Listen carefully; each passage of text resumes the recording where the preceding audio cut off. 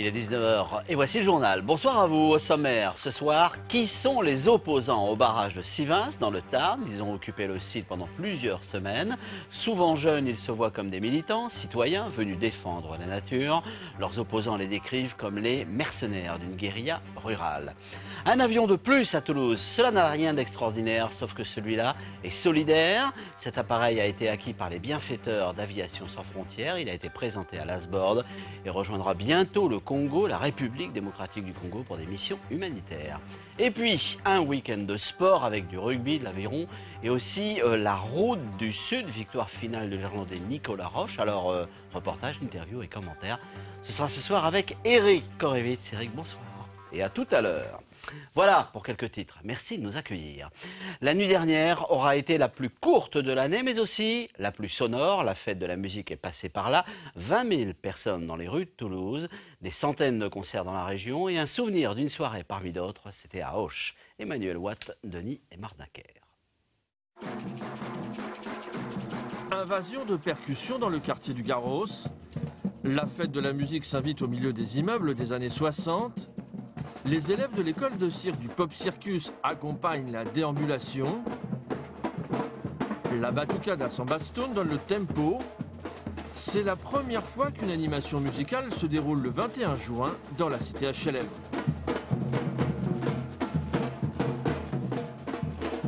La particularité du quartier, c'est que la plupart des habitants qui habitent ici n'ont pas l'impression d'habiter à Auch, en fait.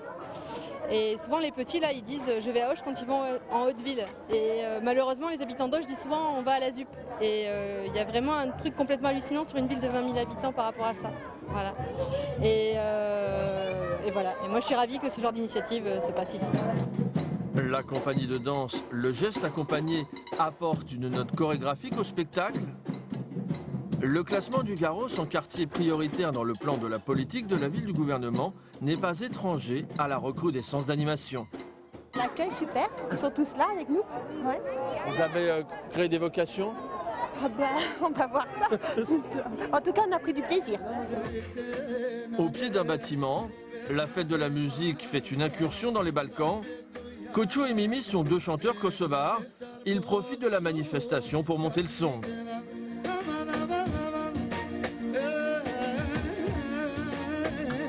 Dans la ville haute, la foule se rassemble sur la place de la Libération. En retrait des sonos, un groupe est en partance pour le Brésil.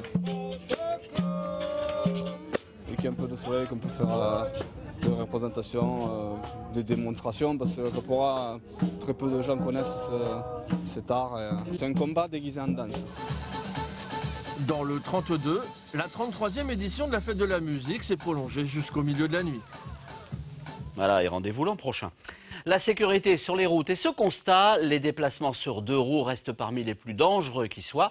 Le conducteur d'un scooter ou d'une moto est un usager tout simplement fragile. À Toulouse, une journée de sensibilisation avait lieu ce week-end sur le circuit Daniel Pêcheur. Stéphanie Bousquet, Valérie Chopin. C'est parti. La collision ne se produit qu'à 50 km/h.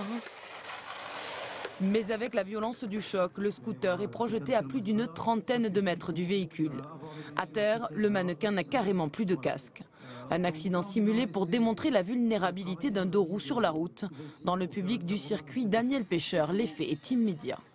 C'est impressionnant par rapport à la vitesse, c'est surtout ça. Comment le scooter peut glisser sur tant de mètres, etc. Ouais, ça reste impressionnant. Sans équipement, sans un bon casque attaché et l'équipement complet, ça peut aller très très vite. On peut multiplier vraiment les blessures à une très grande vitesse. Pendant 3 jours, s'est déroulé ici le 3e Forum national de la prévention et de la sécurité routière des deux roues. Et la reconstitution à l'identique d'un accident est parfois la meilleure des préventions. C'est vrai qu'on a l'habitude de voir beaucoup d'accidents par le biais d'Internet ou par le biais de reportages. Mais là, aujourd'hui, à Candy, de voir réellement une voiture percuter un deux roues, ça peut éveiller les consciences. L'an passé, en Haute-Garonne, la moitié des accidents ont impliqué un deux roues, alors qu'ils ne représentent que 2% de l'ensemble du trafic. Face à ça, les messages de prévention sont multiples. Porter un casque homologué, des vêtements adéquats et surtout respecter le code de la route. Le Toulousain Mike Demeglio, champion du monde 125, conseille aux passionnés de la vitesse de se rendre sur les circuits. Il y a beaucoup de circuits qui sont quand même ouverts. On a sur Toulouse le circuit de Candy qui est ouvert tous les week-ends gratuitement. Donc c'est ces aménagements où ce qui permet, c'est que les gens puissent s'amuser avec être en sécurité, que sur la route, voilà, c'est pas des circuits. Du plaisir sur circuit, justement, les accros du stunt s'en sont donnés à cœur joie ce week-end, à ne pas reproduire sur la route bien évidemment. Un adolescent de 15 ans originaire de Rodez est l'une des 2 victimes d'un accident de minibus intervenu ce matin. Ça s'est passé sur l'A85 à hauteur de Romorantin. Damo, Midi-Pyrénées sera vraisemblablement peu concerné par la nouvelle écotaxe. Une info à retrouver sur notre page internet. Elle serait notamment appliquée chez nous sur l'A64 entre Muret et le péage de l'Estel. Et puis, cette dernière minute, on a retrouvé en fin d'après-midi le corps d'un homme calciné. Il était dans une voiture qui avait été préalablement incendiée. Ça s'est passé près du cimetière de Colomiers. L'identité judiciaire est actuellement sur place. On poursuit avec ces jeunes gens concernés par la défense de la nature et qui n'ont pas hésité à consacrer plusieurs mois de leur vie pour occuper le site du barrage de Sivens. Quelles sont leurs motivations? Quel rôle sont-ils amenés à jouer? Stéphane Compan avec Christine Ravier sur les images de Véronique Galli et Jean-Pierre Duns. Des tags et 3 lettres qui reviennent régulièrement. ZAD pour zone à défendre. Max et Sophie ont occupé ces lieux pendant plusieurs semaines. Ça a bien changé. Comme on voit, toutes les fenêtres elles ont été murées. Enfin, la porte, il y a des buts qui ont été mis devant les entrées. Donc là, c'était des ateliers. Ça ressemble à un bunker maintenant. Avant, c'était un lieu plein de vie. Une occupation illégale qui a débuté en octobre 2013. Objectif, sauver 30 hectares de zones humides protégées, mais menacées par la construction d'un barrage. Le collectif Tant qu'il y aura des bouilles a mobilisé jusqu'à une centaine de personnes sur différents campements dans la forêt, jusqu'à la dernière expulsion en mai dernier. Fidèle à ses idées, Max a épousé la cause de la sauvegarde du Testé très rapidement. Ça fait une dizaine d'années que je vis déjà dans des squats autour des villes et tout ça, donc en faisant un petit peu d'activisme aussi. Mais voilà, après c'était vraiment la première fois où je me retrouve sur une ZAD pour défendre vraiment la nature et des projets qui me tiennent vraiment à cœur, quoi. Pour certains, ces squatteurs utiles sont devenus le bras armé d'associations d'opposants plus légalistes. Le porte-parole du collectif de sauvegarde du Testé ne s'en cache pas. Sans ces jeunes, les travaux de déboisement et de terrassement auraient déjà commencé. Alors c'est là où le rapport de force n'est pas favorable aux associations. Tant que les pouvoirs publics n'écouteront pas les associations légitimes, les scientifiques, il y aura de plus en plus d'initiatives du type occupation illégale de chantier, ZAD, comme à Notre-Dame-des-Landes et ici. Absence de débat contradictoire, études biaisées, les accusations portées par les opposants sont graves. Mais au nom de l'intérêt général, le département défend le projet de barrage et renvoie la partie adverse à des professionnels de la contestation. Et là, on assiste véritablement davantage à une contestation qui est presque de la guérilla rurale, c'est-à-dire en fait des gens qui s'opposent véritablement au projet en étant sur site, en empêchant finalement le mandataire de cette opération de pouvoir exercer sa mission. Donc effectivement, c'est une opposition un petit peu inédite. Pour cette sociologue, cette radicalisation sur le terrain est le fruit d'un manque de concertation et la conséquence d'un discrédit de la classe politique. D'après elle, les citoyens sont avides de s'inviter dans les débats et de définir l'intérêt général. Il y a toutes ces questions de fond dont les citoyens s'emparent, mais pour apporter aussi leur contribution aux propositions qui seront faites. Et moi, je n'oppose pas en fait le travail des élus avec ce travail qui est fait sur le terrain de réflexion. Mais justement, il faudrait les articuler beaucoup plus. Malgré les expulsions, les opposants au projet de barrage promettent à nouveau de réoccuper les lieux dès l'automne, période programmée pour lancer l'opération de déboisement. Et on retrouve maintenant notre feuilleton de la semaine consacré aux inondations de juin 2013. Gros plan ce soir sur la décharge abandonnée de Beaussins. Elle avait été éventrée par les eaux, les dégâts sont toujours apparents. Régis Cotias, Marc Lasbarère. Confetti multicolore, des bouts de plastique éparpillés sur des kilomètres de rivière. Le Gave de Pau a éventré une décharge abandonnée. Des brigades bleues composées de demandeurs d'emploi s'activent pour nettoyer les berges. mètre après mètre. Ça nécessite qu'on pioche, qu'on gratte pour trier le plastique d'un côté, le bois de l'autre, le bois qu'on fait brûler au fur et à mesure pour nettoyer les berges des gaves. Notre mission. On a recruté donc ces personnes qui sont des personnes qui sont effectivement éloignées de l'emploi pour leur permettre justement de remettre le pied à l'étrier par le biais d'un travail. Donc effectivement il y a une vocation sociale, une vocation environnementale, on le voit, puisque ce qu'ils font c'est quand même un travail énorme. Pour évacuer les ordures ou nettoyer les berges, accessibles uniquement depuis le cours d'eau, des moniteurs de raft avec leur embarcation viennent à la rescousse. 1 tonne de déchets évacués par jour, un travail jamais achevé. Car avec la fonte des neiges et les orages de printemps, le Gave a une nouvelle fois charrié et dispersé des monceaux de plastique. C'est un petit peu frustrant d'avoir tout bien curé, tout nettoyé et de repartir pas à zéro parce que là c'est quand même de la redépose, c'est plus facile à enlever que la première fois. Mais c'est vrai qu'il y a encore beaucoup de boulot à faire, c'est pas fini. De 1973 à 1985, la décharge de Bossins recevait toutes les ordures ménagères d'Argelès-Gazost et ses environs. Au total, 50 000 tonnes de déchets. Le Gave sert de poubelle et au fil des crues, on emporte une bonne partie. Reste un amoncellement de 11 000 tonnes de cailloux, plastiques, pneus, ferraille. Et ce gros tas d'ordures va disparaître. Enfin, assurent les élus locaux. Cette décharge sera vidée avec un tri mécanique, un recyclage et un séchage des déchets. Ça sera une opération pilote en France et pour nous, le plus vite sera le mieux, mais bon, on attendait quand même d'être un peu financé parce que c'est quand même une opération lourde. On va tout trier sur place. Donc vous voyez bien comment l'ensemble est mélangé avec les cailloux, etc. Tout a été perturbé par les différentes crues et les interventions humaines. Donc ce sera des engins, toute une chaîne d'engins qui va trier les grosses particules, mettons les rochers, les pierres, etc. Ensuite le bois, ensuite le plastique. On ne pourra pas planter un sapin de Noël, mais je pense que ce sera fini avant la fin de l'année. Les travaux d'urgence sur la rivière avec comme priorité les habitations à préserver, les routes à rétablir, expliquent la lenteur pour traiter la décharge de Bossins. J'en parlais dans les titres, Aviation sans frontières, mais de petits avions au service des pays en voie de développement. Ils sont utilisés surtout en Afrique pour de l'humanitaire. L'association vient de présenter son 3e appareil à Toulouse. Thierry Santous, Denis et Martin Kerr. Depuis 30 ans, Aviation sans frontières soutient l'action médicale partout dans le monde et surtout en Afrique. Ces avions sont bien connus en brousse, surtout le Cessna Caravan qui peut emporter médecins, infirmiers, malades, médicaments ou bien plus d'1,5 tonne de fret. C'est précisément un avion de ce type qui est arrivé à Toulouse-Lasborde avant de repartir pour Kinshasa dans quelques jours. D'abord, c'est uniquement humanitaire, parce qu'il y a des gens qui ont un agrément des Nations Unies, qui financent les opérations.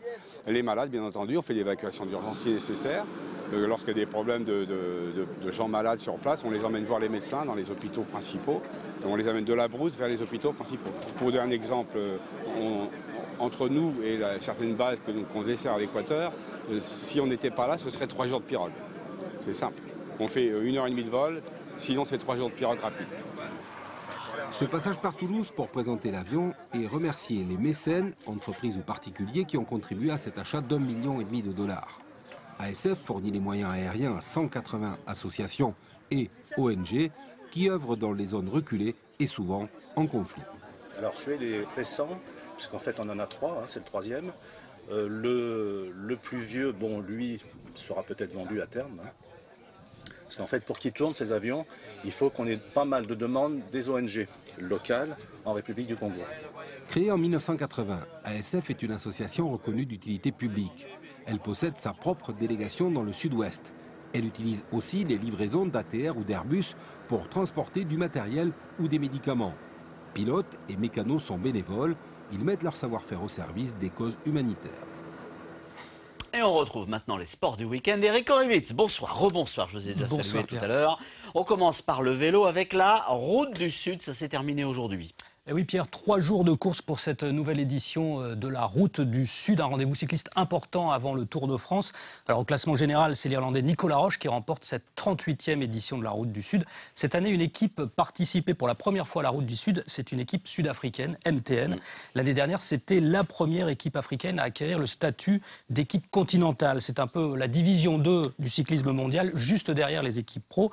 Mathias Garnier et Mathieu Jarry ont suivi les coureurs de cette équipe, vous allez le voir hier, lors de la deuxième étape. Il y a les Europcar et autres Movistar avec leurs gros moyens et leurs admirateurs, et les équipes plus discrètes et moins bien pourvues. Pour la formation sud-africaine MTN, la préparation de l'étape se fait un peu à l'étroit, dans un modeste camping-car. Son grimpeur érythréen âgé de 20 ans, Meraoui Kudus, et ses coéquipiers s'apprêtent à franchir le Tourmalet et le col d'Aspin pour la première fois.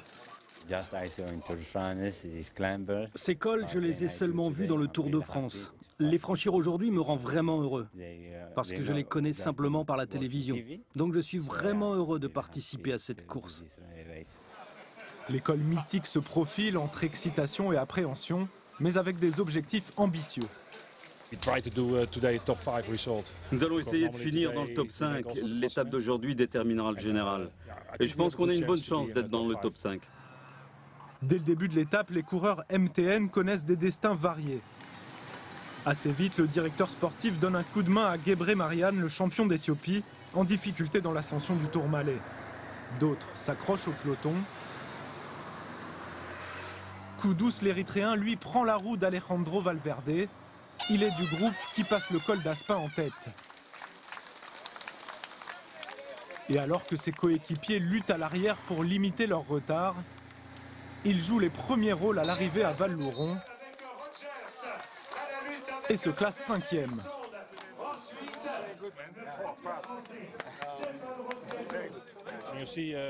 Pour une première dans ce massif, il est déjà bon, il peut apprendre beaucoup. Il a un bel avenir.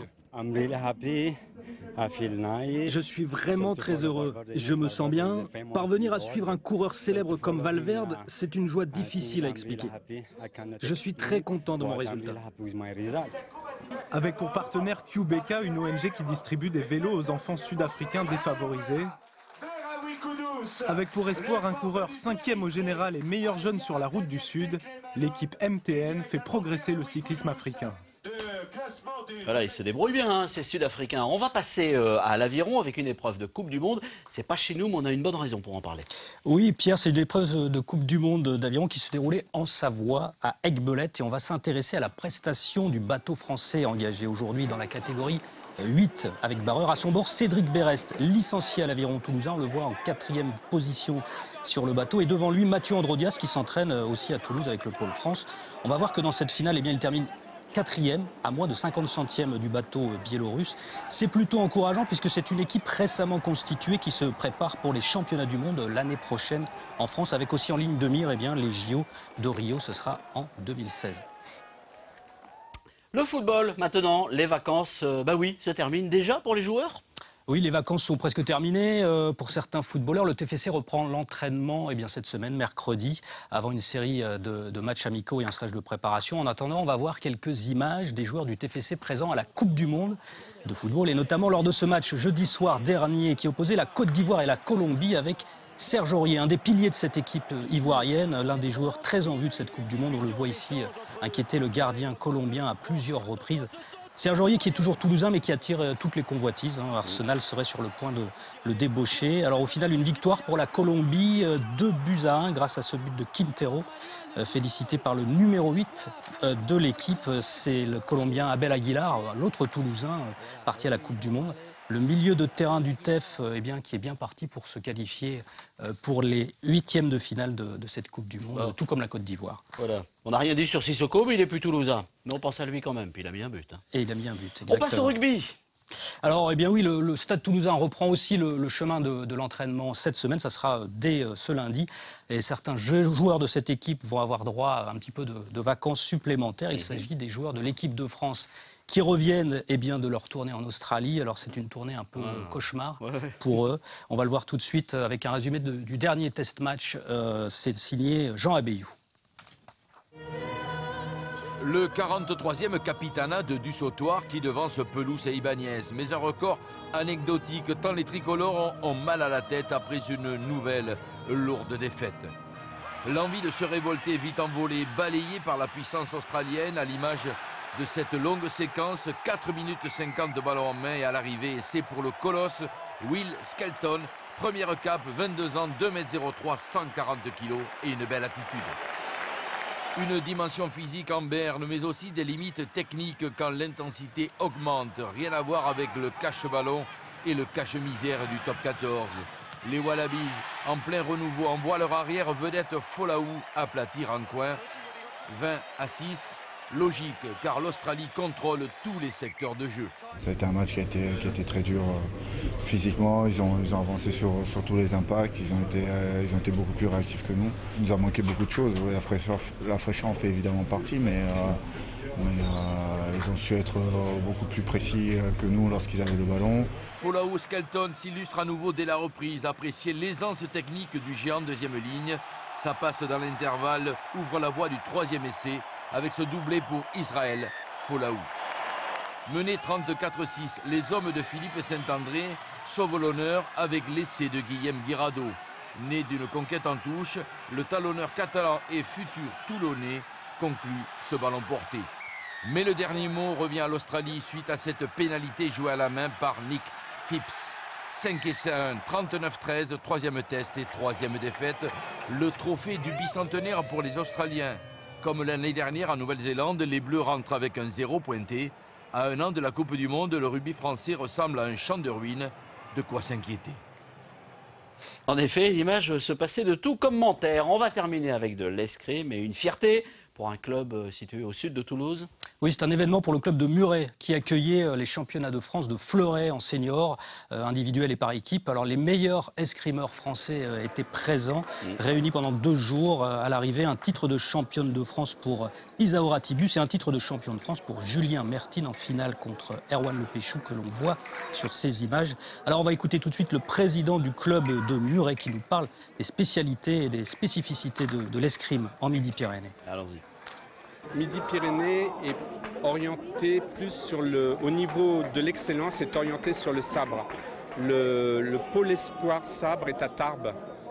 Traditionnellement, nos amis de Haute-Pyrénées sont une place forte du sabre en France. Il y a aussi des bons résultats à l'épée. Le fleuret peut être considéré comme le parent pauvre point de vue résultat. Ceci dit, l'an dernier, le club de Muret a envoyé Damien Travset en pôle espoir à Hénin-Beaumont au fleuret, puisqu'il a terminé 3e au classement national minime il y a un an de cela. Voilà, c'est terminé pour les sports et pour le journal. Merci Eric. Excellente soirée à toutes et à tous. Voici la météo avec la voix de Nathalie. Bonne semaine.